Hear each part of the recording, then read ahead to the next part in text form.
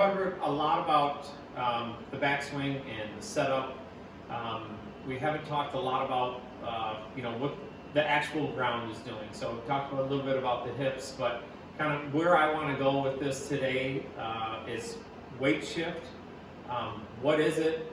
I think it's a bad term. When I think of weight shift, I think of trying to get back to my right and trying to get back to my left. So I see it quite a bit where someone's trying to shift their weight.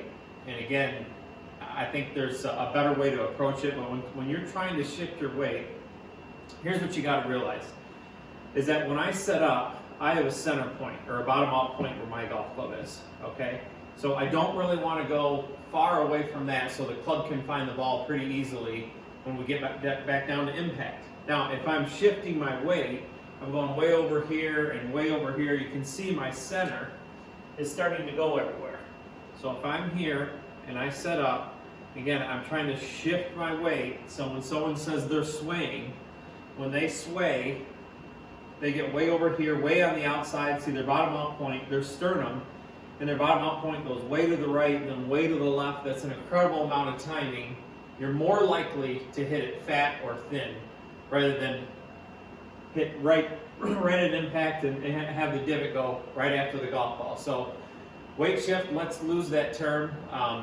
When I first started out as far as teaching, my mentor Jim Flick, for a beginner, what I would say is let the golf club determine your weight shift. Okay?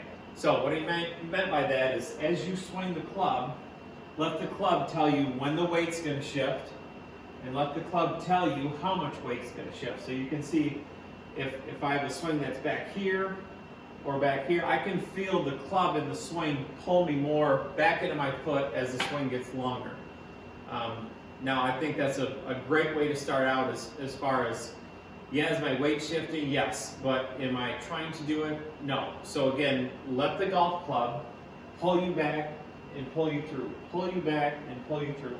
So again, the weight shift or the forces in your feet start to match up with what the club is doing, okay? So now another way, so if we're a little bit more advanced, so this will take us and match with what we're doing with our hip. So we know that we're trying to move away from the ball. So again, as you swing back and the weight starts to go back, see my right hip pulls away from the ball and it starts to, between the club moving back and my right hip moving away from the ball, it starts to go into my foot. Okay, so what does that do to my center now? Okay, so now we're working again with straight lines. Again, right and left hips. The club's going to kind of transfer the weight of my body, but my hip, my right and left hips are going to apply forces kind of away from the club. So when I swing back, and the club goes back here, see it pulls me into my right foot, but as my hip moves back, see it's moving away from the club. A weight shift, it would be traveling with it, okay? Same thing on the way through. As I come into the strike, see my left hip pushes away, and it pushes away from the club. So it pushes away, again, so on the way back, pushes away almost like someone is pulling on the golf club. My hip is moving back. So it's not really a weight shift, it's more of a transfer of forces. So again, down the line you can see this. As I swing back, and that club gets pulled over here, see it pushes away and pushes away. Okay, so again, you can see that my center isn't moving all over the place. Pushing away, pushing away. The other thing we have to be careful of is that the swing doesn't become static. Okay, so it's always moving. One of the most dangerous terms, there's a lot of terms out there that can hurt you, is top of the swing. Now, we worked on a lot on the backswing, and what's happening with that, what's happening with your hip. I hate the term top of swing because that means there involves a part of the swing which stops moving. So, in other words, we don't swing over here and get to the top and swing over here and get to the finish. Okay, as you swing back, you're constantly moving. The forces in your feet are constantly moving. So you can see, and we'll get in this on another video, probably tomorrow. But as I start to swing, just like a baseball player, if I were going to get a pitch, see I'm about to step forward as my arms are going back. Same thing, as the club moves back here, see the force gets over here, see that club is still moving back, and I start getting the force back out of my foot so I can time it. But all I want you to feel though is that, again, right hip moves back, left hip moves back.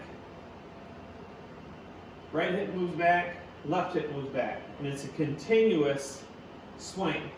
And we'll talk later about how to match up the timing, the tempo, and rhythm like we worked on yesterday, and how that is a continuous motion. There's no stopping in that. So once I get moving, back into my right foot, back to my left foot. So it's always moving. It's a continuous force. So again, it's not one weight shift to the back, and it's not one weight shift back to the front. Okay, get our posture. See, it's one continuous motion. That also helps us shallow out the golf club. So again, one continuous motion through the strike.